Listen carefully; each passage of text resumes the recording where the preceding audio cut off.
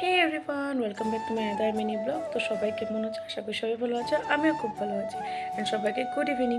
তো আজকে না 12 ডিসেম্বর আমার মা বাবার 35th অ্যানিভার্সারি। তো যেহেতু এবার আমি এখানেই আছি, তার জন্য আমি একটু ছোটো মোটো করে সেলিব্রেশন করছি। সেলিব্রেশন তো বলবো না, দুপুরবেলা ভালোভাবে ভাত খেয়ে নিয়েছি।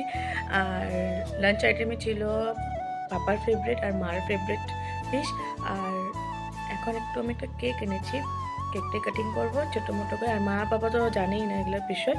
তো চলো কেক কাটিংটা একটু ছোটো মোটো করে যেটা করেছি ব্লগের মধ্যেই তোমাদের সাথে শেয়ার করে দিচ্ছি।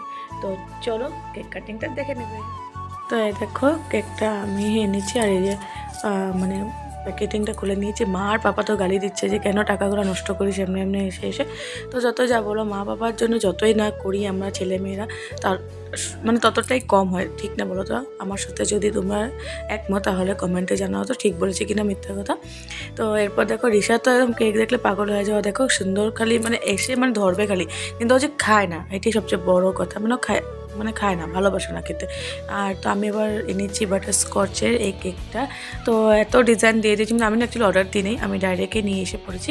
তো তার জন্য কিছু লিখতে পারিনি, মা পাপা লাগবে ভেবেছিলাম, বাট এখনো হলো না। তো এই দেখো জীবনে প্রথমবার মানে ওর অ্যানিভার্সারিতে কেক কাটিং করছে, অনেকটা ভালো লাগছে। মানে কি বলবো, পাপার শরীরটা তো ভালো না জানে, তার উপরে দেখো পাপার একটু রেডি টেডি হয়ে, মা তো নর্মালি ড্রেস পরেছিল, কিন্তু পাপা দেখো একটু সুন্দরভাবে রেডি টেডি হয়ে এসেছে। আর দেখো নাতিনের সাথে কেক কাটিং করা কিন্তু অনেক ভাগ্যের ব্যাপার, আর অনেকটা মানে খুশির কথা।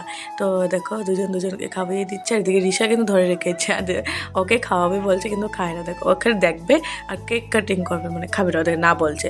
তো এইভাবে আমাদের কাটলো আজকে সন্ধ্যাটা। একটুকু দেখো খেতে চায় না, তো মা পাপাকে, পাপা মাকে খাওয়িয়ে দিচ্ছে। তো এইভাবে গেল আজকের আমাদের সন্ধ্যাটা। তো কেমন লাগলো ভিডিওটি জানাবে। এই গিফটটা পাঠিয়েছে দিদি, দেখো আলতা, সিঁদুর আর একটা নাইটি পাঠিয়েছে মার জন্য। আর আমি পাপাকে দিয়েছি একটা জ্যাকেট, ঠান্ডাও পড়েছে, জ্যাকেট পাপা দরকার ছিল, তাই পাপাকে আমি জ্যাকেট গিফট করেছি। 35টা বছর তো সুন্দরভাবে কেটে গেছে। তো আমরা চাই বাবা মা যেন সবসময় এইভাবেই সুখে শান্তিতে খুশিতে হাসিতে সবসময় মানে এইভাবে পাশেই থাকে। তো ঠাকুরের কাছে এটাই প্রার্থনা করবো যেন বাবা মা সবসময় সুস্থ থাকে, আর এইভাবেই ওদের অ্যানিভার্সারি প্রতি বছর যেন আমরা সেলিব্রেট করতে পারি। তো আজকে ভিডিওটা এখানে শেষ করছি। সবাই ভালো থাকবে, সুস্থ থাকবে, আর আমাকে এভাবে সাপোর্ট করতে থাকবে। তো চলো আজকে যেন টাটা, বাই বাই, সবাই ভালো থাকবে।